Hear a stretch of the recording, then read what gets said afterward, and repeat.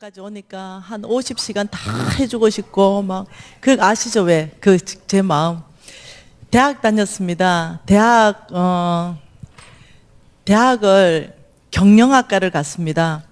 예, 경영학과 대학을 갔는데 집안이 가난했어요. 예, 경영학과 대학을 가니까 뭐 졸업해봤자 사업은 못할까 그냥 얼굴이 반반하면은 비스밖에 못할 것 같은 거예요. 나는 사업하고 싶은데 제가 중학교 1학년 때 헌신했거든요. 내 친구는 선교사로 헌신했고 나는 보내는 선교사로 헌신했기 때문에 돈을 일단 많이 벌어야 됐어요. 그랬는데 이제 그래서 경영학과를 갔는데 도저히 안 되겠어요. 이 경영학과 가지고는 내가 이게 안 되겠어요. 그래서 할 수 없이 다른 과를 또 들어갔습니다. 대학을. 그리고 또 다른 과를 또 들어갔습니다. 내 대학만 3개 다녔어요. 예.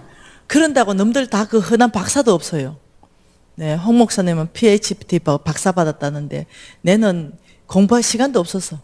예, 뭐 한다고? 대학 돈 벌 과를 찾아가 이 대학 졸업하고 또 이 대학 졸업하고 이 대학 졸업하고 이 대학원 가면 되잖아요.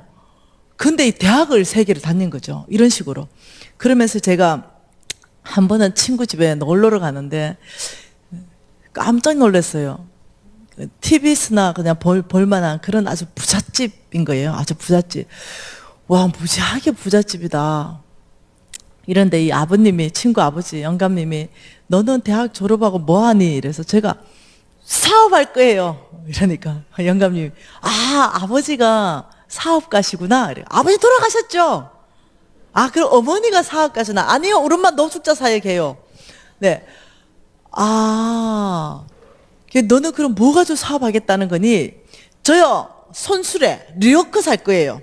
그래서 포도든 감이든 귤이든 사과든 일단 떼가지고 도매로 떼서 소매로 팔고 다녀서 시드머니를 만들어서 사업할 거예요. 이러니까 이분은 그 대답이 굉장히 이렇게 인상 깊었던가 보죠. 너 집이 어디냐? 우리 집 찾기 되게 쉬워요. 어느 동네 가가지고 제일 떨어져 가는 집, 눈에 딱 보이면 그 집이 우리 집이에요. 이제 이러니까 밥이나 먹으래. 그래서 이제 밥 먹고 이제 내 친구 보고 야, 부럽다. 너 집안 무지하게 부자네. 이제 이러고 나는 이제까지 살면서 꽁보리밥에 열무김치밖에 못 먹어봤는데 너 그 집은 야 진짜 부자다. TV에 나오는 집이다. 야, 이제 이러고 있는데 일주일 지났습니다. 미진아, 아빠가 너 한 번 더 와봐란다. 응, 알았다. 그래 이제 갔어요. 이 영감님이 그때가 IMF 전입니다. 20년 전 더 되는 거죠, 그죠? 근데 대학생일 때니까. 영감님 묻습니다. 너 사업한다 그랬지? 이래가 예. 이때가 하나님이 저에게 첫 번째로 주신 기회입니다. 왜냐하면 제가 하나님 나라 세우겠다고 헌신했기 때문에 중학교 때. 그래서 주신 첫 번째 기회입니다. 지금으로 말하면 5억입니다. 5억. 예, 50만 불. 예. 이렇게 5억 정도 되는 돈인데 이 돈을 내가 너에게 사업 자금으로 투자한다. 이걸 가지고 너 한번 사업해볼래? 이러는데 갑자기 덜컥 겁이 나는 거예요. 지금도 50만 불은 크잖아요. 5억은 큰데 IMF 전에 20년도 훨씬 전에 굉장히 큰 돈이었거든요. 이 못 갚으면 나 이게 깜빵 가는 거 아닌가? 이 생각이 갑자기 드니까 너무 겁이 나서 저 아버지 만일 못 갚으면 어떡해요? 돈을 못 갚으면 이러니까 그 영감님이 만일 돈을 못 갚는다면 그거는 내가 사람을 잘못 본 거지. 내가 투자를 잘못한 거야. 너는 책임이 없다. 그런데 조건이 있다. 너가 이 돈을 빌려가면서 이자까지 갚아야 된다. 그때 이 예금 금리가 12.5% 줄 때고 대출 금리가 14.5%가 대출 금리일 때입니다. 그러니까 2부 이자는 굉장히 싼 이자였어요. 사채는 거의 4부, 6부 이래 갈 때입니다. 그러니까 5억을 가져가고 2부 이자로 그러니까 월 1,000만 원이 이자예요. 이거 너가 갚을 수 있겠냐? 예, 그걸 왜 못하겠어? 못 갚고 부도나면 어찌 된다고? 책임 없다고. 아버지가 사람을 잘못 투자했다 했잖아요. 그러니까 당연히 부담이 하나도 없는 돈이니까 받았죠. 덥석 받았습니다. 그리고는 제 인생에서 가장 열심히 이제 사업에 뛰어들어서 사업을 시작합니다. 그리고는 사업을 열심히 했는데 만 2년 만에 그 5억과 원금을 싹 다 갚아버립니다. 예, 그리고 성공을 했죠. 그러니까 아버지가 불러요. 영감님이 내가 너를 좀 키워주고 싶은데 너 하고 싶은 게 뭐가 있냐? 좀 무역하고 싶어요. 무역은 너의 능력을 증명해 보여야 되는데 명함 빵빵한 거 하나만 파주십시오. 능력을 증명하겠습니다. 그래서 명함 하나 빵빵한 거, 그 아버님 회사 명함 좋은 거 하나 파가지고 제가 이제 지금도 글로벌 기업입니다. 지금도 전 세계 10대 안에 들어가는 기업이에요. 그 기업에 아주 주력 상품을 한국 총판 에이전트 계약을 맺어옵니다. 그리고는 제가 영감님한테 내놨습니다. 이겁니다. 그러니까 깜짝 놀라는 거죠. 정말 이 에이전트 계약을 한국 총판 네가 따왔단 말이냐? 예. 쫙 확인하니까 맞거든요. 그래서 이 영감님이 밀어주기 시작했습니다. 그러면서 이 무역이 시작이 됐어요. 어마어마하게 돈이 많이 들어가는 건데 엄청나게 잘 된 거죠. 여러분 IMF 전에는 돈이 날아다녔어요. 그냥 찾기만 하면 다 돈이었습니다. 그러면서 이 빌딩도 사고 막 이렇게 됐어요. 저는 제 기억으로는 7살 때부터 해가지고 어머니 손에 이끌려가지고 이 장로님석 적어놨는데 거기 앉아서 예배 드리고 하여튼 공예배, 그게 새벽 예배, 그 다음 수요 예배, 금요 철야, 그 다음 토요 학생 예배, 그 다음 주일 예배, 여기에 제 기억으로 빠져본 적이 없는 만큼 빠지면 죽으니까 일단 우리 엄마한테 죽어요. 일단 이걸 빠진다는 자체를 상상도 못했어요. 이제 무역을 한참 하다 보니까 저의 파트너가 누구였냐면은 장로님이셨습니다. 신실한 장로님이셨어요. 우리 엄마는 고추를 10평 정도 농사 짓는데요. 먹으려고 짓는데 고추 10평이면 그 제일 먼저 고추 열매가 열리잖아요. 그럼 빨간 리본을 쫙 달아요. 그리고 두 번째 열리는 거는 노란 리본을 쫙 답니다. 그리고 우리한테 늘 가르쳤어요. 제일 처음에 열리는 건 주의 종 거다. 목사님께 드릴 거다. 노란 리본 있지? 이건 장로님들 거다. 주의 종이다. 이러면서 목사님과 장로님들을 하늘처럼 모시는 거. 이걸 이제 저는 엄마로부터 배웠습니다. 그래서 제가 생각하는 장로님은 목사님 반열만큼 제가 어마어마하게 존경하는 거죠. 근데 내 무역 파트너가 장로님이니까 제가 얼마나 예의를 깍되게 갖추고 이렇게 잘했겠어요. 그 장로님도 아주 신실하신 분이셨어요.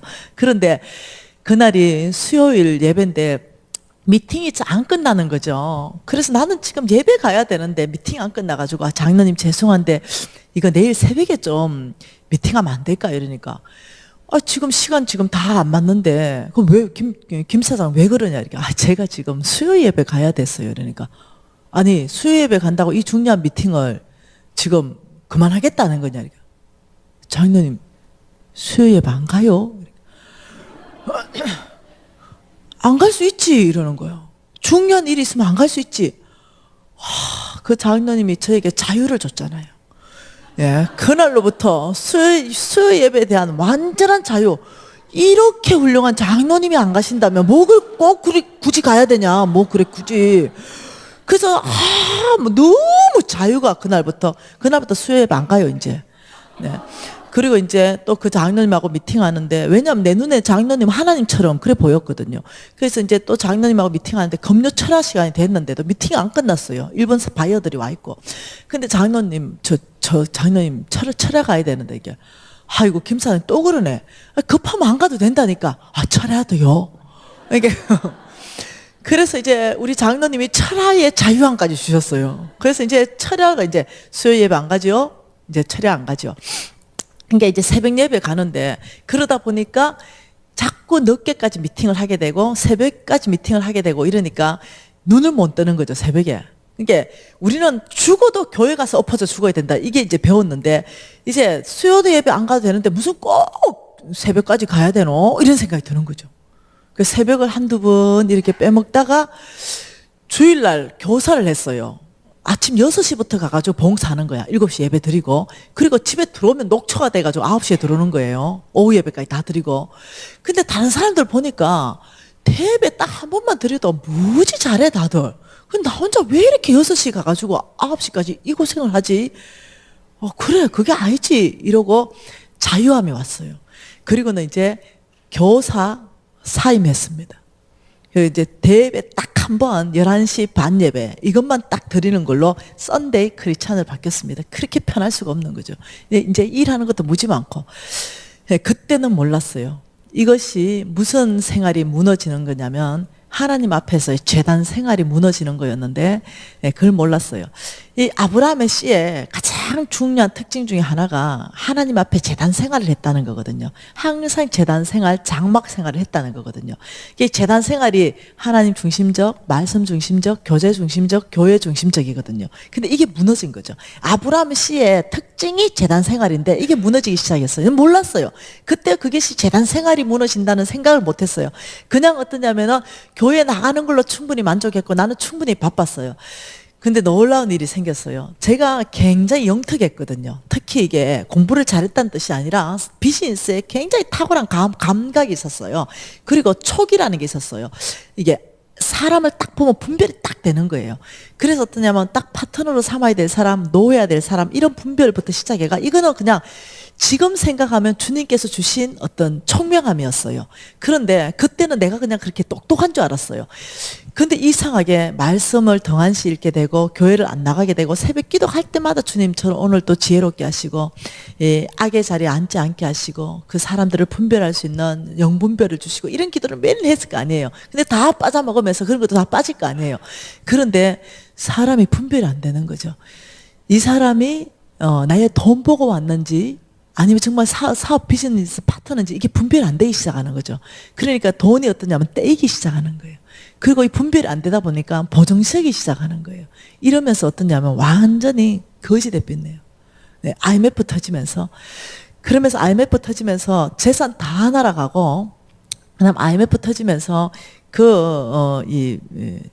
제가 재산이 어마어마하게 많았거든요. 그게 싹 다 날아가고도 50억을 더 못 갚아가지고 부도가 나버렸어요. 이게 50억 빚을 못 갚고 부도가 나다 보니까 이 50억을 사채를 썼거든요. 사채. 그러니까 이 사채가 눈덩이처럼 막 불어난 거예요. 그러니까 이자가 막 50억부터가 막 100억 되고 이랬거든요. 그러니까 이제 야밤 도주를 했네요. 예.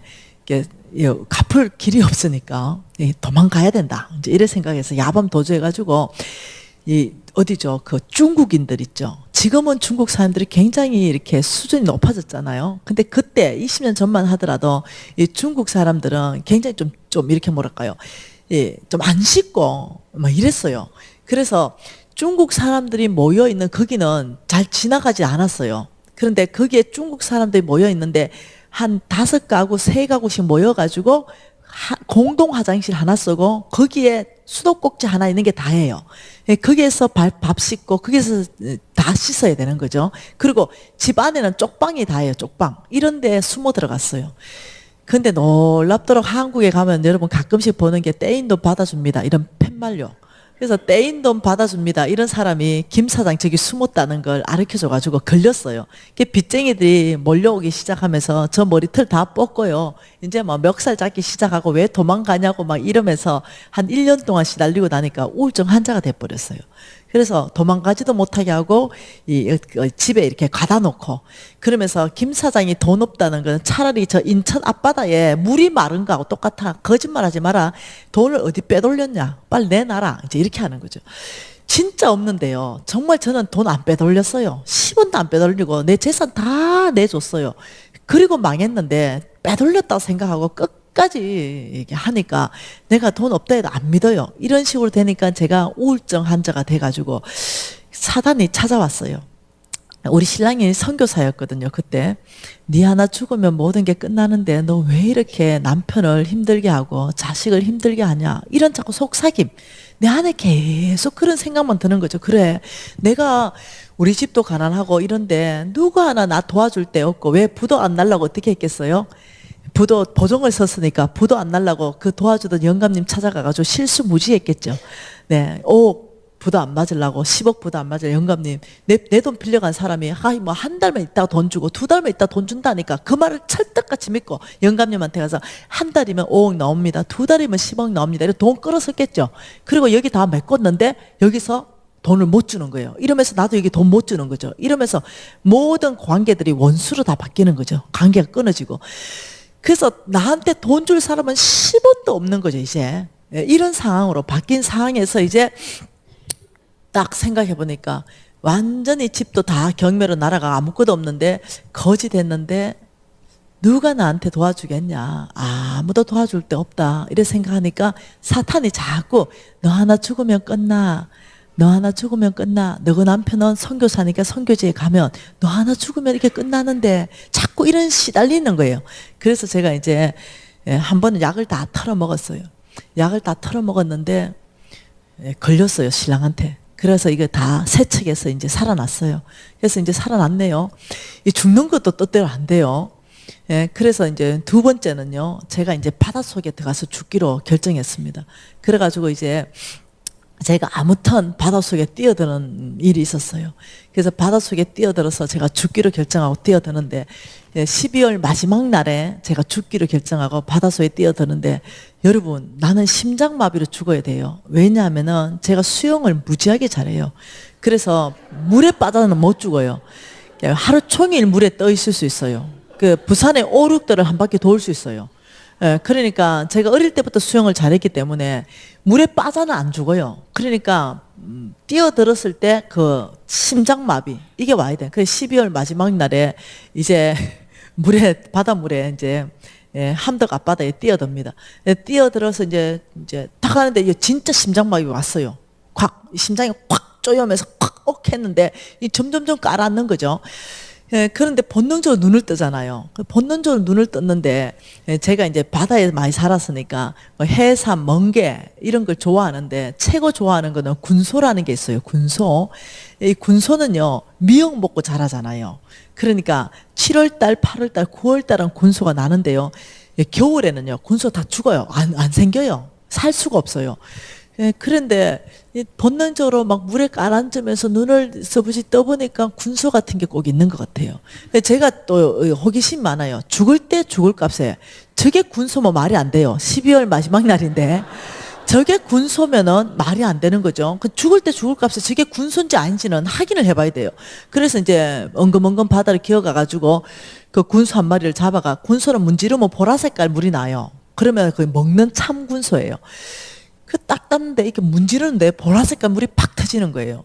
여러분, 이거는요, 아는 사람은 기적이라는 걸 알아요. 절대로 그 12월 마지막에 군소가 바다에 살아남을 수가 없다니까요. 네. 그런데 보라색깔 물이 나와가 내가 이게 뭔 일인가 싶어 눈을 뜨가 사방을 보니까 내가 하필이면 빠진 거기가 군소 밭이었어. 수백 마리 군소가 있네, 수백 마리. 근데 너무 놀래가지고 그때 알아챈 게 뭐냐면은 이때는 죽을 때가 아니고 먹을 때라는 걸 알은 거예요. 그래가지고 이제 바깥에 옷 벗어 나온 거에다가 군소를 다 건져가지고 이제 다 담았어요. 그리고는 이제 한 보따리 해가지고 와서 먹은 거예요. 그래서 제가 못 죽은 거 알겠어요. 네, 여러분, 제가 이렇게 이 우울증 환자였어요. 왜냐면은 그 돈 때문에요. 거의 1년 동안 사람들이 내 머리털을 다 뽑아. 내가 지금 머리숱이 많았는데 그래 없어졌어요. 예, 머리털을 다 뽑고 멱살 잡고 그냥 이렇게 막 이 사람들 뭐라 그러죠? 그 창피스럽게 막 동네 끌고 다니고 이런 거 있잖아요. 이걸 내가 한 1년 동안 당해가지고 우울증 환자가 돼가지고 더 이상 소망이 끊어진 사람이었어요. 그러니까 이 2번이나 자살 시도를 하고 이랬을 정도면 제 정신력이 어느 정도 약해졌는지 알겠죠. 완전히 소망이 끊어지고 사단이 나를 장악하고 사단이 원하는 대로 이제 사는 거죠. 이제 그랬는데 그런 소망 없는 중에 우리 신랑이 홍성근 목사님 강의를 한번 들어보자 이래가지고 강의 듣는 일이 있었어요. 그 들었는데 오늘 지금 이 강의 있죠. 오전에 내가 한번 강의한 거, 이 강의 아브라함의 씨에 대한 강의를 마침 하신 거예요.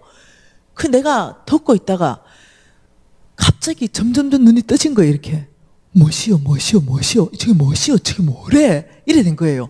그리고 소망이 끊어진 상태에서 오죽하면 죽을라 했겠어요. 근데 눈이 점점점 떠져가지고 만일 내가 아브라함의 씨가 사실인데 성경은 200독이나 읽어놨을 게 얼마나 성경 말씀에 해박하겠어요. 홍 목사님 이제 내일 보시면 알겠지만요, 철저하게 말씀 중심인 분이십니다. 아무리 봐도 이건 100% 성경 말씀인데 아브라함의 씨라면 가만히 있어봐라.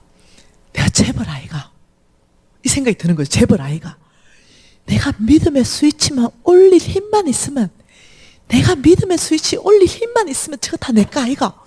근데 믿음의 스위치를 올릴 힘이 없는 거야. 뭔 말 이해돼요? 이 심장까지는 왔는데 이 믿음의 스위치를 올릴 힘이 없는 거죠. 그래서 내가 앉아가지고 낭망하고 있는 거예요. 홍 목사님 이렇게 말하는 거죠. 믿음으로 사십시오 이러는데 내가 속으로 앉아가지고 믿음이 있어야 믿음으로 살지. 이 풍랑 만나가지고 믿음이 완전히 0% 돼버렸는데, 완전히 끝나버렸는데, 내가 어떻게 믿음으로 산단 말인가? 믿음이 하나도 없는데. 그게 홍 목사님이 꼭 내 마음을 읽는 것처럼, 여러분 예수 그리스도가 여러분 주님이십니까? 그래 내가 태산같이 아멘! 하나님이 온 우주를 창조하신 분이십니까? 아멘! 그 두 가지만 믿는다면 여러분은 큰 믿음이 있는 것입니다. 갑자기 위안이 확 되는 그 두 가지는 그래도 믿어졌거든요. 다른 믿음은 없었어요. 내가 새롭게 된다, 내가 소망 가운데 된다, 내가 다시 무역을 할 수 있다, 이런 믿음은 하나도 없는 거죠. 그런데 그 두 가지는 믿음이 있는데 그 믿음만 있으면 여러분의 믿음은 태산같이 있고 여러분은 모두가 믿음으로 살 수 있습니다. 방법을 가르쳐 드리겠습니다. 이러는데 눈이 이만해지고, 그러면서 여러분 이 두 가지 사실만 아멘으로 응답한다면 여러분 모두는 믿음으로 100% 살 수 있는 방법들을 가르쳐 드리겠습니다. 이러면서 그 방법을 배운 거예요. 네, 내일부터 그 방법 다 설명해 주려는 거예요. 그래가지고 그 방법을 열심히 훈련한 거예요. 그리고는 믿음의 사람으로 돼버린 거예요. 그리고 하나님께서 저를 온 땅 안에서, 여러분 혹시 아세요? 김미진이가 일어나기 전에요, 미국에요, 미국의 재정 강사가 전 세계 1위였어요. 미국 사람 얼모씨가 있어요. 네. 근데 진짜로요, 전 세계 이게 강사 평가를 다 했어요. 100% 성경적인 기반이 있느냐? 두 번째, 그 기반대로 살아난 100% 하나님의 흔적, 하나님의 간정이 있느냐? 이 두 가지에서 김미진이가 1위 먹었대요. 1위. 네. 그래서 전 세계 재정 부분에서는요, 현재 공식적으로 김미진이가 1위라고 말한대요. 저같이 소망 없는 사람을 하나님이 완전히 바꿔버린 거죠. 완전히. 그래서 제가 아는 게 있어요. 나보다 소망 없는 사람을 이제까지 다니면서 만난 적이 한 번도 없다는 거예요. 네, 그래서 여러분 모두는요, 정말 새롭게 될 수 있습니다. 네, 그리고 이 헌 목사님하고 저하고 이 4일 동안 어떻게 믿음으로 살 수 있는가, 그 방법들을 구체적으로 가르쳐 드릴 것이에요. 여러분 소망을 크게 하십시오. 여러분 소망을 좀 확장시키십시오. 네, 많이 내 입을 좀 크게 여십시오. 저는 요즘 후회하는 것이 왜 5,000명을 했을까? 이래 후회해요. 하나님을 너무 몰랐어. 지금 제가 그냥 개인적으로 버는 돈이요, 5,000명 먹이고 나면 돈이 없어요. 뭔 말 이해되죠? 그때 그냥 5,000명 하지 말고 5만 명 했으면 어땠을까? 그 우리 신랑이 나를 보더니 자기는요, 800만 명인가 입을 크게 열어버렸어요. 그러면서 될 것 같아요. 그게 왜냐하면 나하고 사업 영역이 다른데 전 세계 상대로 이제 하는 거기 때문에 될 것 같아요. 이 사람은 나를 보니 하나님이 역사하시니까 자기는 아예 크게 하면서 하실 것 같아요. 저는 신랑하고 저하고 사업체가 따로 있는데 저는 5,000명 먹이고 나면 지금도 돈이 끝이에요. 그냥 한 달에 5,000명 먹이고 이러고 나면 이제 없는 거죠. 그래서 내가 참 그때 지혜가 없었다. 하나님을 너무 몰랐다. 그때 노숙자인 상태에서 교회 100개 짓고 5,000명 먹이는 정도면 인생 성공했다 생각하는데 그게 너무 빨리 돼버렸어요. 불과 4년 반 만에, 노숙자에서 불과 4년 반 만에 그 꿈이 이루어져 버린 거죠. 그리고는 여러분 생각할 때, 딱 그때 두 번째 세컨사서처럼 5억처럼 누가 한 50억 갖다 줬나? 아니요. 10원짜리 하나 안 받았습니다. 누구로부터 어떻게 노숙자에서 다시 그렇게까지 됐는가, 그 스토리를 내일부터 계속 여러분 간증과 말씀을 섞어서 여러분하고 나누고 싶습니다. 여러분 오늘 보고 싶은 건 이겁니다. 제가 그렇게 살았기 때문에 저는 어떠냐면 하나님의 말씀을 가지고 내 삶에 그대로 내가 적용해서 살아봤기 때문에 확신을 가지고 얘기할 수 있고, 그리고 또 어떠냐면 나의 제자들이 이 말씀 그대로 살아냈을 때 나와 같은 그런 감정으로 지금 쓰임받고 있고 지금 강사로 활동하고 있고 또 사업가로 완전히 거듭나고 있기 때문에 제가 확신 가지고 얘기할 수 있어요. 살아보고 먼저 말씀대로 살아보고 또 말씀이 정말 실제되는가 경험해보고 여러분에게 나누는 겁니다. 여러분, 저는 여러분 바라보는 눈이 소망이 충만합니다. 어느 날이었습니다. 하나님께서 저한테 말씀하신 말씀입니다. 너 가는 곳곳마다 너와 같이 축복받을 씨고구마들이 있다라고 말씀하셨어요. 그래서 저는 토론토 한인 장로교회에 모여있는 여러분 안에 분명히 저와 같이 축복받을 씨고구마 있다고 명확하게 저는 확신하고 왔습니다. 그래서 누군지는 모르지만 하나님이 이 아브라함의 씨를 찾아서 그 사람부터 축복하고 그리고 온 땅을 축복할 거라고 제가 확신하는 거죠. 그래서 이 안에 분명히 있기 때문에 하나님이 저를 보내신다고 저는 믿습니다. 하나님 조금 전에 우리가 아브라함의 씨 그랬잖아, 그죠? 아브라함의 씨 이러면 여러분이 뭘 해야 되냐면 이 아브라함의 씨로서 이 아브라함의 씨로서 예, 삶의 라이프 스타일, 삶의 DNA를 봐야 됩니다. 아브라함의 씨 뭐라고요? 이 아브라함의 씨 이러면 이 씨라면 닮은 거잖아요. 씨의 특징이 뭡니까? 사람의 씨의 특징이 뭐예요? 이게 닮았잖아요. 닮았다. 예, 내 자식이요. 키가 닮아도 닮고, 코가 닮아도 닮고, 이 하여튼 엄마, 아버지를 닮아야 내 자식이잖아요. 안 닮으면 병원에서 바뀐 거예요. 어느 구석을 닮아도 닮은 거예요. 발가락이 닮아도 닮고, 손가락이 닮아도 닮는 게 이게 씨의 특징이에요. 이게 씨. 그래서 어떠냐면 씨도둑질 절대 못 한다는 거죠. 닮아버리기 때문에. 그래서 이게 씨의 특징이기 때문에 저와 여러분이 오늘 아브라함의 씨라 그러면요. 이 아브라함의 영적 DNA가 닮아야 돼요. 영적 DNA. 이게 닮아야 돼요. 이게 닮아야만이 아브라함의 씨인 거죠. 이 첫 번째 아브라함의 영적 DNA 그 첫 번째가 뭐냐면요. 이 첫 번째가 믿음이에요. 믿음으로 사는 삶. 그래서 이것이 아침 홍성근 목사님이 내 믿음이 어디 있느냐 환경이 흔들릴 때 흔들릴 것이냐 아니면 말씀의 기반 위에 둘 것인가 이걸 이제 재정부행의 첫 말씀으로 말씀을 열어주신 거예요. 이 믿음에 대해서 이제 내일부터 계속 볼 것입니다. 오늘 보고 싶은 것은 뭐냐면은 이 아브라함의 씨의 어느 부분이 닮아야 되고 아브라함의 계보가 어떻게 흘러가는가 이 계보 먼저 보고 싶습니다. 자, 아브라함에서 누구한테로 흘러왔습니까? 아브라함에게서 이삭에게 흘러왔죠. 그러면 우리가 저와 여러분이 이제 하나님이 원하시는 사람, 하나님이 재물 주는 사람, 그 사람 되기 위해서 우리 안에 뭔가를 해야 되는 게 있어요. 이게 나쁜 거는 없애고 좋은 거는 받아들이고 이래 해야 되는 게 있는데 첫 번째 여러분들이 해야 되는 것이 뭐냐면 우리는 이삭이 돼야 됩니다. 그러면 이삭에 반대되는 건 뭘 없애야 되겠죠. 이게 뭐냐면 이스마엘입니다. 이스마엘의 요소라 그러죠. 요소. 이 이스마엘의 요소를 여러분 안에 제거하셔야 됩니다. 이것이 믿음으로 사는 삶의 훈련입니다. 적기 시작하면서 나에게 이스마엘의 요소는 뭘까를 적으면서 있는 게 발견되면 그걸 없애가는 것이 믿음의 훈련입니다. 이스마엘의 요소 이름 뭐요? 내 힘, 내 능력, 내 지혜, 내 방법이 나는 성공할 것이다 하는 생각들. 하나님이 나의 힘이고 하나님이 나의 지혜고 하나님께서 나에게 인도하신다. 이게 아니라 나를 의지하는 거 있죠. 나의 어떤 지혜만을 의지하고 지금까지 내가 여기 온 것이 정말 나의 어떤 열심, 나의 노력, 나의 성공이다 이랬다면 그것을 바꾸는 거죠. 고백을 바꾸는 겁니다. 하나님 제가 이것이 잘못됐다는 걸 말씀 안에서 깨달았습니다. 이게 이스마엘의 요소인 걸 깨달았습니다. 제거합니다. 아버지 저는 이삭의 이 계보로 쓰겠습니다. 아버지 여기까지 지혜 주신 분이 하나님이십니다. 이렇게 고백해야 됩니다. 지혜 주신 분이 하나님이시죠. 건강하게 하신 분이 하나님이십니다. 물질을 얻을 능력을 이 지혜롭게 하신 그분이 하나님이기 때문에 이 지혜로 물질을 얻었습니다. 이렇게 고백하는 것이 이스마엘의 요소들이 없어지는 이 훈련입니다. 믿음의 훈련입니다. 두 번째는요. 롯의 시선을 없애야 됩니다. 뭐라고요? 롯의 요소. 롯의 시선의 요소. 이게 두 번째입니다. 이걸 없애야 되는데 여러분이 없애세요. 그걸 적으면서 창세기 말씀 한번 봐보십시다.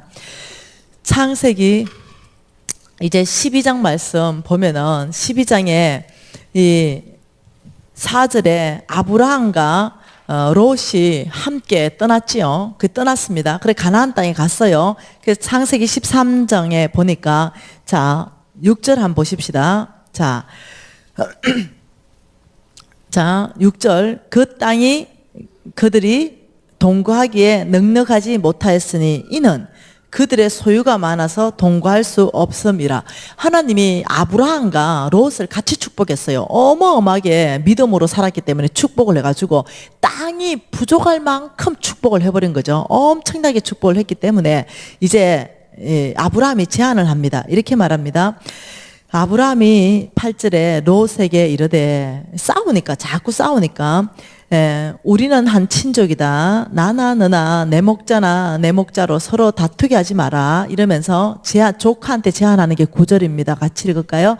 내 앞에 온 땅에 있지 않으냐. 나를 떠나가라. 내가 좌하면 나는 우하고 내가 우하면 나는 좌하리라. 이렇게 했어요.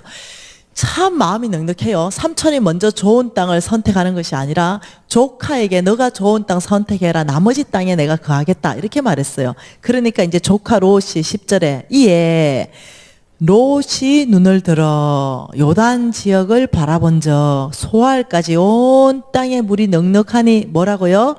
여호와께서 소돔과 고모라를 멸하시기 전이었으므로 여호와의 동상 같고 애굽 땅 같았더라. 자, 여호와 이제 이 롯이 쫙 이 롯의 시선으로 쫙 보니까 소돔과 고모라 땅이 여호와의 동상 같고 애굽 땅 같은 거죠. 먹음직하고 보암직하고 탐스럽고 굉장히 좋은 땅으로 보이는 거죠. 그런데 13절 읽어보면 뭐랍니까? 소돔 사람은 여호와 앞에 악하며 큰 죄인이었더라. 두 시선이 있지요. 하나는 롯의 시선입니다. 똑같은 땅을 바라보는데 롯의 시선은 여호와의 동상 같고 아주 애굽 땅 같은 탐스러운 땅인데 하나님의 시선은 뭐라고요? 큰 죄악의 땅이다. 이렇게 바라보는 거죠. 다시 말하면 여러분 안에 롯의 시선을 없애야 된다. 이 말은 뭐냐면 육신적인 눈으로 바라보는 걸 얘기하는 겁니다. 예, 눈에 보이는 대로 바라보는 걸 얘기합니다. 하나님께서 지금 저 땅을 어떻게 바라볼까? 하나님께서 지금 이 상황을 어떻게 바라보실까? 하나님이라면 지금 이 상황 가운데 뭘 선택할 것인가? 이런 것 하나님 시선을 하나도 의식 안 하고 내 눈에 보이는 대로. 그러니까 14절에 이렇게 말합니다. 롯이 아브라함을 떠난 후에 여호와께서 아브라함에게 이르시되 너는 눈을 들어 북쪽 동서남북을 바라봐라. 보이는 만큼 주겠다. 너는 걸어 다녀봐라. 종으로 행으로 다 다닐 만큼 다 주겠다. 또 약속하신 거예요. 근데 이렇게 말한 거죠. 14절에 중요한 단어가 있죠. 롯이 아브라함을 떠난 후에 이렇게 말했다는 거죠. 여러분 성경 말씀 읽으면서 묵상하는 거예요.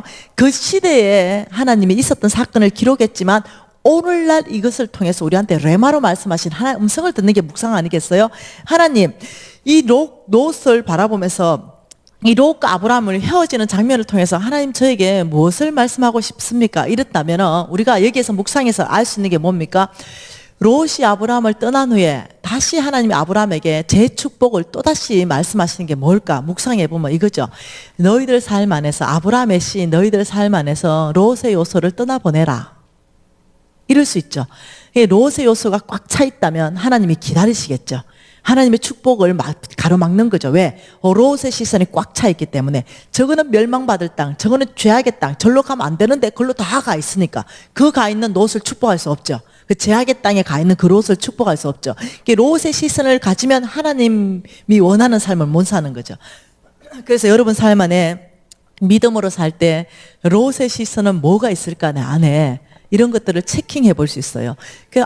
이런 것이 나한테 육신적으로 꽉 차 있었구나. 이렇다 그러면 예를 들면 이것이 롯의 시선일 수 있겠구나. 이럴 수 있어요. 제가 이제 토론토는 처음 와가지고 토론토는 아직 감을 못 잡고 있습니다. 주로 제가 이제 시드니나 저기 유럽 쪽으로 많이 가고 이제 미국 쪽 이렇게 해봤는데 토론토 아직 잘 모르겠어요. 이제 어떠냐면은 여기 와서 고생 무지하게 막지하게 하잖아요. 예를 들면은 한국에 있으면은 교수님이고 의사인데 여기 오면은 바로 식당 일부터 하고 다리미질 일부터 하고 막 이래서 고생 무지하게 했잖아요. 전 그래서 자수성가해서 이루었죠. 그러면 어떠냐면은 자꾸 뭔가를 하나님이 아닌 다른 걸로 자꾸 채우는 거예요. 그 만족. 어떠냐면은 예를 들면 막 큰 다이아, 아주 큰 다이아를 내가 껴야 뭔가를 내가 보상받은 느낌이 있다거나 만족을 얻는다거나 그것이 나의 안정감이거나 이런 거 붙잡으려고 그래요. 이제 제가 해외에 돌아다녀 보니까 그래요. 고백하는 것들이 그렇습니다. 아니면 어떠냐면 남한테 보여주기 위해서 큰 집에 정원을 막 어리어리하게 꾸며가지고 정원에 꾸미는 거에 대해서 투자를 무지하게 많이 하는 거죠. 그래야 어떠냐면 내가 좀 뭔가 안정감이 있고 이런 거죠. 그러니까 만족을 하나님 아닌 다른 걸로 계속 내 안에 채우는 이런 것도 어쩌면 내 안에 롯의 요소가 있기 때문에 남의 눈을 무지하게 의식하는 거죠. 그러니까 하나님이 지금 나를 어떻게 보시는가 이건 별 관심이 없어요. 저 사람이 지금 나를 어떻게 볼 것인가 이러니까 끊임없이 명품으로 하다 보면 어떠냐면 하나님이 아닌 다른 것으로 채우다 보니까 공허한 거죠. 아무리 채워도 안 채워지는 거죠. 또 채우고 이러다가 어떠냐면 세속적인 사람이 돼버리는 거죠. 보이는 대로 보이는 거죠. 그 땅에 진짜 제약의 땅인데 그걸 못 보는 거예요. 롯의 시선이 있기 때문에. 그 정말 하나님이 나의 만족이고 하나님이 나의 정말 안정감인데 이 하나님이 안 보여요. 왜? 다른 사람 시선이 너무 보이기 때문에. 여러분 안에 혹시 그런 게 있다면 그런 것을 적을 수 있어요. 그러면 이제 여러분이 내가 하나님 한 분만으로 만족하는 삶으로 충분하지. 이러면서 어떠냐면 그런 것 더 이상 그 다이아몬드 그 돌덩어리인 거 알죠? 센 돌덩어리. 예. 그러니까 더 이상 다이아몬드 볼 때 그 센 돌덩어리에 내가 2천만 원 준다. 아이고, 난 아까워서 난 못 주거든요. 예. 그러니까 그게 왜 주겠어요? 진짜 다이아몬드는요. 예. 빛나는 보석 사람이죠. 사람한테 투자하죠. 네. 예, 그런데 돌덩어리 그긴데 2천, 3천만 원 투자 안 하죠. 예, 하나님의 시선을 보기 시작하면 보석이 발견되기 시작하고 예, 알기 시작하죠. 근데 예, 이런 것들이 나의 노쇠 요소일 수도 있죠. 그러니까 이제 내가 내면을 말씀 안에서 이렇게 보면서 하나하나를 여러분 이것이 굉장히 중요합니다. 여러분의 재물을 지킬 수 있는 유일한 방법이기도 해요. 하나님께서 이제 제가 성경 말씀 나중에 가르쳐 드릴게요. 끊임없는 노실 시술을 만일 그렇게 산다면 하나님이 아닌 다른 걸로 채워서 물질로 채운다든가 그런 어떤 걸로 채워가지고 해놓는다면 하나님께서 내가 너를 너무 사랑하기 때문에 내가 너의 만족이 되고 싶다. 이래서 어떠냐면 그것을 거둬가신다 그래요. 성경에는. 뭔 말이야 되죠? 굉장히 무서운 말씀을 하십니다. 왜냐하면 네가 내 아닌 다른 걸로 자꾸 만족하기 때문에 내가 너를 너무 사랑하기 때문에 내가 너를 찾기 위해서 할 수 있는 방법이 네가 그 만족으로 계속 삼는 그것을 내가 거둬가겠다. 그러면 어떻게 해요? 내가 이 재물이 나의 만족이었고 안정감이었는데 그 싹 걷어가면은 누구한테 돌아와요? 하나님한테 돌아오잖아요. 아무 데도 갈 데 없잖아요. 하나님 돌아왔어 이래 되잖아요. 그걸 성경에서 기록하고 있어요. 그것도 엄청나게 많이 그걸 나중에 한번 볼 거예요. 정말 그렇게 기록하고 있는가 그걸 다 나중에 성경 볼. 그래서 지금 말하는 게 중요하다는 얘기예요. 내가 지금 이제까지 자수성가했고 많은 재물을 가지고 있는 거 그 지킬 수 있는 방법이기도 해요. 그래서 지금 그 방법이 무슨 재물을 받는다 안 받는다 떠나서 이제까지 수고한 그 재물을 내 자녀에게 물려주기 위한 방법도 내 시선을 바꿔야 돼요. 끊임없이 만약 그렇게 살았다면 지금이라도 바꾸는 훈련을 해야 됩니다. 그래야 하나님께서 뭐라고 말했냐면 내 자자손손에게 그 재물을 내가 흘러가도록 하겠다 이렇게 말했고 한쪽으로는 네가 그렇게 산다면 그 재물을 취해가서 내가 믿음으로 사는 의인에게 내가 다 주겠다. 이걸 성경 안에서 아주 수십 차례 수백 번 얘기하고 있다는 걸 여러분 이해하셔야 됩니다. 3,000구절 안에 수백 번 얘기하고 있다는 거. 그래서 겁난다는 거죠. 그래서 여러분이 이 재정 부흥회를 통해 가지고 재물 받는 방법도 이해를 해야 되지만 지금 주신 재물을 지켜내는 것도 어떻게 지켜야 되는지를 또 이해를 같이 하면 참 좋겠습니다. 자, 롯의 시선이 있다면 여러분이 제거를 하는 훈련을 하십시오. 그다음 세 번째는요. 여러분 에서 있죠. 에서의 요소를 제거하십시오. 여러분 야곱하고 에서잖아. 그죠? 이 야곱은 어떠냐면은 좀 찌질해요. 팥죽이나 끓이고 이래요. 근데 에서는요 얼굴이 붉고 사냥하는 얼짱이에요. 얼짱. 아주 멋있는 남자예요. 그런데 놀랍죠. 좀 찌질한 야곱은 하나님이 쓰시고 에서는 아니래요. 그 이유가 뭐냐면은 에서의 행동이 망령되었다 이렇게 말하는 거죠. 망령되다 이거는 성령을 거스렸다 이런 뜻이에요. 망령되다 하나님의 말씀을 소홀하게 여긴다. 배고팠어요. 근데 하나님은 장자에게 축복하겠다고 말씀했어요. 그런데 에서는 뭐냐면 이렇게 말하는 거죠. 야, 배고픈데 장자의 명분이 내한테 뭔 소용 있냐? 니 다 가지고 팥죽 한 그릇이나 주라. 이래가지고 하나님의 말씀 그 약속 하나님은 언약으로 출발해서 언약을 성취하는 걸로 이루시거든요. 하나님의 축복은 언약부터 출발합니다. 약속부터 출발해요. 그래서 하나님이심을 드러내는데 뭐라냐면 장자 축복 아무 소용없다. 다 가져가고 팥죽 한 그릇 팔았는 그 행동 때문에 에스의 요소다 이러면 뭐겠어요? 삶에 이 사람의 시선은 항상 먹을 것, 입을 것, 마실 것이 다입니다. 이 사람 시선은요. 그래서 이렇게 말하는 거죠. 하나님께서는 마태복음 6장에 이렇게 말합니다. 공중의 새를 봐라. 들의 백합화를 봐라. 이들을 내가 먹이고 입히는데 하물며 너희일까 보냐. 먹을 것, 입을 것, 마실 것을 염려하지 마라. 먼저 그 나라와 그 의를 구하라. 그리하면 내가 이 모든 걸 너희들에게 다 더해 줄 것이다. 그러니까 하나님은 먹을 것, 입을 것, 마실 것을 다 줄 것이다 그랬어요. 왜? 자녀이기 때문에 줄 것이다. 근데 너희들이 왜 먹을 것, 입을 것, 마실 거에 집중해서 사느냐? 공중의 새도 봐라. 이렇게 말씀하신 거거든요. 그런데 S의 요소로 사는 사람들은요, 내가 직장 다니는 이유, 목적이 뭐냐면 먹을 것, 입을 것, 마실 것 때문에 다녀요. 내가 사업하는 목적이 뭐냐면 먹을 것, 입을 것, 마실 것을 위해서 사업하는 거죠. 이게 S의 요소입니다. 이게 아니에요. 먹을 것, 입을 것, 마실 것을 위해서 내가 사는 것이 아니라 먼저 그 나라와 그 의를 이루기 위해서 내가 살아야 돼요. 직장 다니는 목적을 바꿔야 됩니다. 네, 믿음으로 살라 그러면 사업하는 목적을 바꿔야 됩니다. 내가 사업하거나 직장 다니는데 오직 우리 가족을 먹여 살리기 위해서 내가 직장 다니고 내가 사업한다 이러면은 그게 S의 요소예요. 하나님은 그렇게 하지 말라 그래요. 내가 먹을 거, 입을 거, 마실 거 공급할 테니 먼저 그의 나라와 그 의를 구하라 이렇게 말했어요.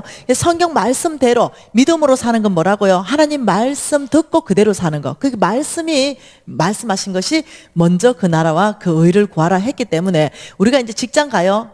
그러면 이제 S의 요소를 뿌리 뽑기 위해서 어제까지는 내가 먹을 거, 입을 거, 마실 거 정말 이 월급 때문에 내가 직장 나갔어요. 근데 오늘 말씀에 비춰보니까 월급 때문에 직장 나가야 될 것이 아니라 정말 하나님의 나라와 하나님의 의가 그곳에 나를 통해서 이루어지는 거. 왜? 내가 너를 축복하리라. 너를 통해서 그 땅이 복받겠다. 이 말은 내가 있는 그곳이 복받는 거예요. 이해되시나요?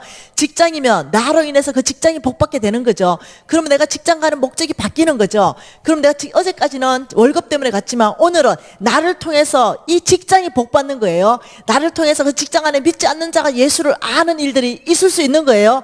그러면 이제 가면은 예를 들어 직장 상사가 욕 얻을 먹을 만한 사람이에요. 그러면 이제 사람들이 쑥덕쑥덕 하면서 부장 욕을 하고 사장 욕을 해요. 근데 나도 같이 가가지고 부장 욕 그래 맞다 하고 막 같이 막 맞장구 쳐가 욕했으면 나를 통해서 거기에 하나님 나라가 이루어지겠어요? 같은 정신으로 욕하고 있는데 세상 사람하고 똑같은데 세상 사람이 우리를 삐스로 알아보지를 못하는데 어떻게 삐스를 보고 오겠어요? 우리는 세상의 삐시고 세상의 소금인데 안 되는 거죠. 근데 내가 이제 직장 갈 때 목적이 바뀌었어요. 그러면 그 사람이 욕할 때 나를 통해서 그 직장에 하나님 나라가 임하려면 하나님의 성품이 그 직장 안에 드러나야 되잖아요. 욕하는 건 하나님의 성품이 아니죠. 수근거리는 건 하나님의 성품이 아니죠. 그러면 거기 가가지고 내가 직장 가서 그냥 돈 벌 때는 같이 수근거릴 수 있지만 내 목적이 바뀌었을 때 안 수근거리죠. 어떻게? 그 주제를 바꾸죠. 아이고 부장님이 아마 우리가 모르긴 해도 무슨 말 못할 사정이 분명히 있어서 그럴 거야. 아마 나중에 한번 있어보자. 아마 부장님 분명히 말 못할 사정이 있을 거니까 우리가 일단 아까 전에 저 과제가 뭐라 그랬죠? 아까 전 미팅 좀 하자. 이런 식으로 과제를 바꿀 수 있죠. 아니면 그 과제를 바꿀 수 있는 힘이 없다면 그 자리에는 안 갈 수 있겠죠. 그 사람들이 저 사람은 세상 사람하고 달라. 이 삐스로 좀 알아봐야 되겠죠. 그리고 그 사람이 저 사람 왜 저래 세상 사람하고 다르대? 저 사람 예수 믿는데 뭐가 달라도 다르다 이렇게 나와야 되겠죠. 달라지겠죠. 그게 뭐냐면 S의 요소를 제거하는 삶입니다. 자, 네 번째는요. 여러분 네 번째는 이 야곱의 아들들 안에서 볼 수 있습니다. 이 야곱의 아들들 안에서 루벤의 요소를 제거하셔야 됩니다. 누구 요소요? 루벤요. 첫째 아들. 이 루벤의 요소를 제거하라. 여러분 창세기 49장 보십시다.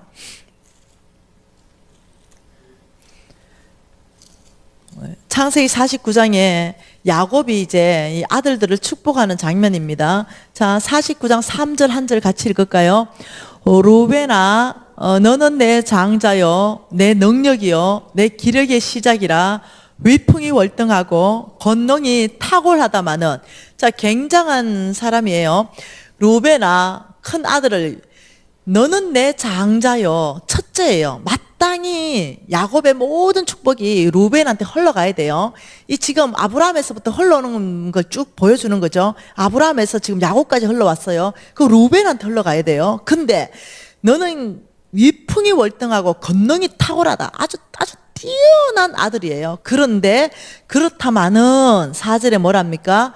물이 끓음 같았은즉 너는 탁월하지 못하리니 내 아버지의 침상을 올려 더럽혔다. 다시 말하면 이 형제는 정욕을 제어할 줄을 몰랐어요. 그러니까 이 안에 정욕이 불일 듯이 일어났어요. 아버지의 부인을 보고 간음할 생각이 들어왔어요. 그리고 그대로 간음을 해버렸어요. 이것이 축복을 막아버린 거예요. 여러분 그럴 수 있어요. 이 생각은요, 예, 새가 지나가면서 똥을 쌀 수 있죠. 내 머리에 똥이 떨어질 수 있습니다.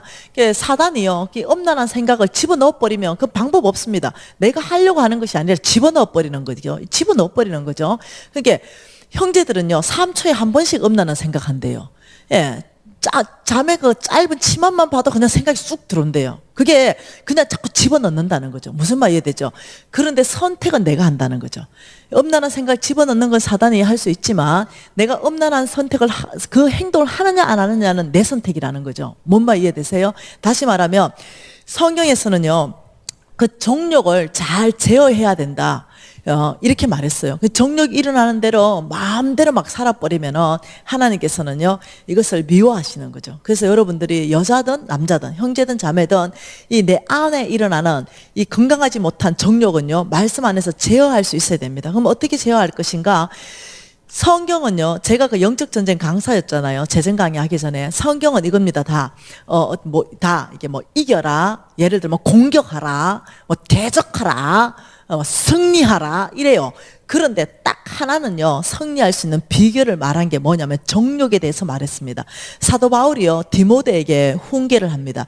정욕에 대해서는요, 어떻게 할 때 이길 것인가. 다른 거는 싸우고 승리하는데 정욕만큼은요, 36개 주랑당하라. 이걸 가리킵니다. 그러니까 피하라. 이렇게 말했어요. 그러니까 정욕을 이길 수 있는 유일한 방법은 그 장소를 피하는 것이에요. 빨리 지금 그 장소에서 정욕이 일어났다면 바로 옮겨야 됩니다. 그러니까 집으로 빨리 귀가를 하든지 지금 이때 예배가 하는 곳이 어딘가 빨리 교회 가서 예배하든지 아무튼 그 장소를 벗어나야만이 정욕을 이길 수 있다 그랬어요. 못 이기면 못 이기는데 끝까지 남아있으면서 이긴다고 우기는 사람이 있어요. 못 이긴다 하는데 못 이긴다 하는데도 끝까지 나는 이긴다. 아니요. 여러분, 다윗이 못 이겼으면 못 이기는 거예요. 이해되셨죠? 못 이겨요. 이긴다 하기 때문에 그 자리에 남아있으면서 사건 친다니까요. 다윗이 봤어요, 눈에. 빨리 그 자리를 피했으면 문제 없다니까요. 계속 보고 묵상했어요. 그리고 어떻게 해요? 계속 그 자리에 있으면서 보고 묵상하고, 뭐지 아름답네. 어찌 하룻밤 자고 가도 데리고 와봐라. 우리 아가 전장에 나가서 죽이비라. 어찌 생각해요? 들어오는 거는 괜찮다니까요. 보려고 봤습니까? 문 열어놓고 모욕하는 사람이 문제지. 네, 봤어요. 그랬다면 어떻게 해요? 그 자리에 내려와 버렸으면 아무 문제 없어요. 그리고 하나님 앞에 주님 제 눈을 보혈로 씻어 주십시오. 주님 앞에 전심을 가면 주님의 은혜 붙죠. 거룩함으로 이끌어 가시죠. 네, 그래서 여러분들이요, 제어하시라고 말하는 거예요. 혹시 실수했다면요, 이번 기회에 돌이키시면 됩니다. 하나님께서 네 죄가 주홍 같다 할지라도 회개하고 돌이키면 용서하시겠다 했기 때문에 정죄감에 빠지지 말고, 아 그렇구나, 이 정욕을 제어하지 못하는 것이 이 축복을 크게 가로막는 요소가 되는구나, 아 그렇구나, 이걸 알았다면 우리가 이제 바꿀 수 있는 거죠. 그죠? 그 첫 번째, 루벤의 요소를 제거한다. 정욕을 잘 제어하는 사람이 된다. 자, 다섯 번째요, 시몬과 레위의 요소를 제거하라. 뭐라고요? 시몬과 레위, 둘째, 셋째. 그래서 축복은요, 야곱에서 유다에게로 흘러가게 되는데요, 이 시몬과 레위는 어떤 사람이었냐면, 시몬과 레위는 형제요, 그들의 칼은 폭력의 도구다. 이 사람은요, 시몬과 레위는 어떤 사람이냐면요, 굉장히 이렇게 혈기가 많은 사람이에요. 혈기, 분노, 맹렬한 분노, 맹렬한 혈기가 이 안에 있어서 혈기를 다스리지 못했어요. 그래서 어떠냐면 살인죄를 저지르게 됩니다. 그러니까 하나님께서는 이 축복이 유다에게로 흘러가는 이유를 뭐라고 말하냐면, 이 루벤은 정욕을 제어를 하지 않고 속이는 옳은 대로 막 살고 회개하고 돌이키지 않는 거죠, 이 삶을. 그리고 시몬과 레위도 어떠냐면, 이 혈기와 분노가 꽉 차 있는데 그 혈기와 분노를 막 쏟아내 버리는 거죠. 그것을 회개하고 돌이키지 않는 거죠. 여러분이 부모가요, 혈기와 맹렬한 이 분기를 가지고 자녀를 대하면요, 하나님의 형상에 대해서 가르쳐 줄 수가 없어요. 이 자녀는 엄마 아버지를 통해서 하나님의 형상을 배우는데, 하나님이 누군지 배우는데, 이 맹렬한 혈기가, 어떤 아버지는요, 이 허리띠 있죠, 이걸 빼가지고 자녀를 패고 이러는 아버지도 있어요. 그래서 내 안에 이 굉장한 분노와 혈기가 오는 건 주의 것이 아닙니다. 그건 사단의 것이에요. 사단이 내 안에 끊임없는 이 분노와 혈기를 일으킵니다. 마땅하죠. 그 분노 일으킬 만한 사건이 있어요. 혈기 일으킬 만한 사건이 있습니다. 여기 있었어요. 예, 동생을 남자들이 간음했거든요. 있어요. 그렇지만 그렇게 처리하는 게 아니거든요. 그래서 내 안에 혈기나 분노가 꽉 차는 일이 있지만은 여러분들께서 그것을 어떠냐면 그대로 성질대로 다 쏟아버리면 그 분노는 커지게 돼 있습니다. 예, 더 커지게 돼. 사단이 그렇게 이끌어갑니다. 그 분노 혈기가 꽉 차 있을 때 여러분이요, 죄송한데 5분만 참으십시오. 5분. 그 자리를 피해서 5분만 그냥 주님 이 분노 다스려 주십시오. 그냥 그 말, 아버지 이 혈기 다스려 주십시오 하는 순간부터 놀랍죠. 분노가 다스려집니다. 왜? 주님께 요청했기 때문에. 믿음으로 살려고 주님께 요청했기 때문에 놀랍게도 그 분노가 주님께서요, 이것을 다스리기 시작하면서 내 안에 얼마 정도 시간이 지나면 그 폭발하는 분노가 줄어들기 시작하고 나중에 안정을 찾기 시작하고 이 폭발을 안 하기 시작해요. 그걸 다스리셔야 됩니다. 그래서 그것이 어떠냐면은 하나님께서 이 쭉 아브라함의 씨에서 이렇게 쭉 이렇게 흘러가는 이 가계도 해서 나한테 흘러오는 거 보면 그 특징적인 게 있다는 거죠. 그것을 여러분들이 이번 시즌을 통과하면서 이것이 뭘로 되냐면, 온유한 사람, 온유한 사람은 땅을 기업으로 받는다고 성경에서 말하고 있는 거죠. 온유한 사람에게는 하나님이 주는 축복이 뭐냐면요, 땅입니다. 재물이에요. 이게 온유하다 이 말이 뭐냐면은, 여러분 그 서부 미국 여기에 서부를 개척할 때 야생마를 풀어서 말을 풀어서 야생마처럼 키웠어요. 그리고 이제 말 탈 때는 곱비근 실제로 그렇게 했습니다. 미국에서 말 탈 때 이제 그 말을 잡으면요, 이 야생마가 안 잡혀요. 곱비가 안 잡힙니다. 이때요, 계곡으로 말을 끌고 가서 계곡으로 그냥 막 밀어 넣었답니다. 그러면 이 말이 구르고 해서 계곡 밑으로 왔을 때는 말이 눈도 터지고 궁뎅이도 터지고 해가 정신이 하나도 없이 말이 내려온대요. 그때 곱비 딱 잡으면 놀랍게요, 주인 말을 듣는답니다. 이때 야생마가 길들여졌다 이렇게 말한대요. 여러분 송아지도요, 이 작은 송아지 밭갈을 하면요, 밭을 엉망진창으로 만들어요. 근데 큰 어미소하고 옆에 같이 딱 멍에를 매버리면요, 어미소의 힘에 의해서 딸려다니면서 밭 가는 법을 배워가지고 밭을 잘 가는 송아지로 자라요. 이때를 길들여졌다 이래요.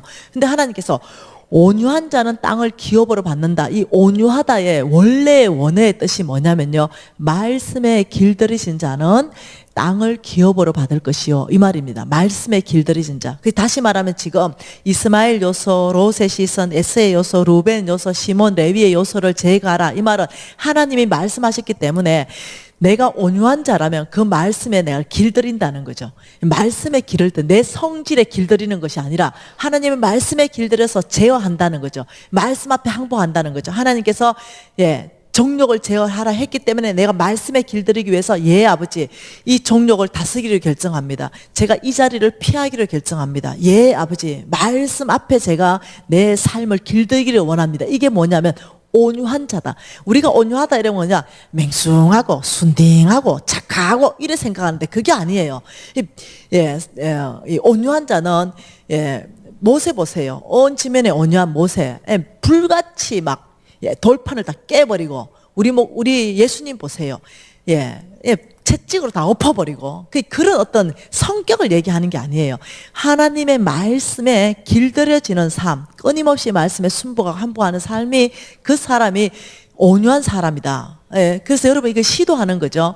이것은요, 나중에 알게 됩니다. 큰 재물과 연관이 있습니다. 큰 재물하고, 여러분 맹렬한 분기가 있는 사람은요, 어느 시점에 재물 다 날아가 봅니다. 어느 시점에 막 이게 다 이렇게 무산돼 버리고 이럽니다. 그 정욕을 제어 못하는 사람요, 어느 시점에 그 재물들 다 날아가기 시작합니다. 그것들을 여러분이 이해를 하신다면 오늘 이 강의가 굉장히 중요하다는 걸 여러분이 이해하실 것이에요. 여러분 믿음으로 사는 삶은 뭐라고요?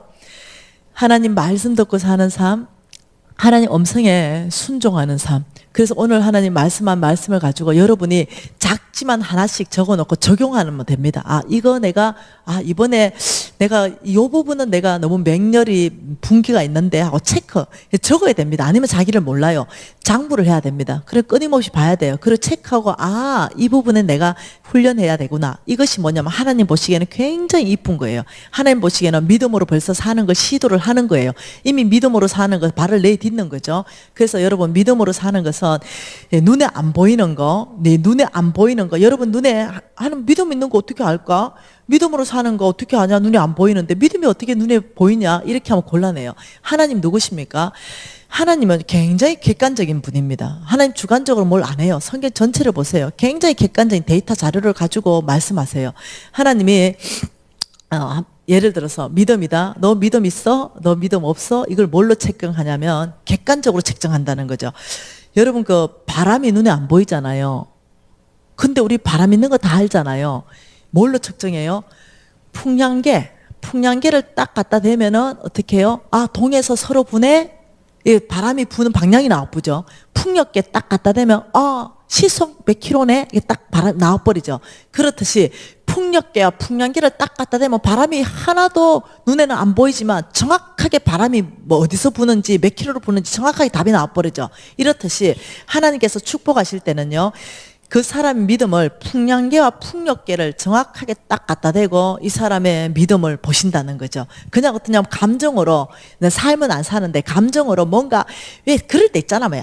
하늘을 그럴 때 있잖아요. 하늘을 그 어느 날은 땅바닥에 거의 지옥을 살고 이거 감정의 곡성. 근데 막 어떤 날은 막 예배만 들어도 막 하늘을 올라갈 것 같잖아. 그걸 믿음으로 착각하는 거죠. 그때 굉장히 믿음 좋은 걸로 착각하고 이 기분이 다운돼 가지고 막 깔아질 때는 믿음이 다 없어진 걸로 착각하네. 그게 믿음이 아니라는 거죠.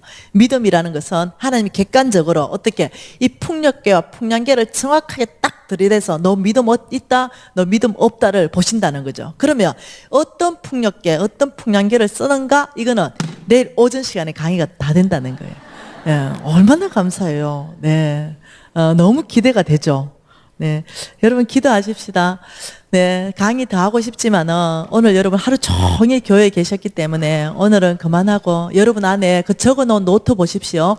적어놓은 노트를 보시면서 여러분 하나님 앞에 믿음의 고백하는 게 중요합니다. 롯의 시선이 있는가 여러분 잠깐 보시고 혹시 있다면은 아버지 롯의 시선 이것들을 더 보여주십시오. 성령으로 저 안에 있는 롯의 시선들을 보여주십시오. 이래서 막 드러나고 보여지는 게 있으면 막 듣기 시작하는 겁니다. 그래서 아버지 이것들을 다스리겠습니다. 이스마엘 요소도 마찬가지고요. 여러분 적어놓은 걸 보면서 아버지 제가 이런 요소들을 성령 안에서 다룸받기를 원합니다. 성령 안에서 이것들을 제거하면서 온유한 사람, 말씀에 길들인 사람으로 살아가기를 원합니다.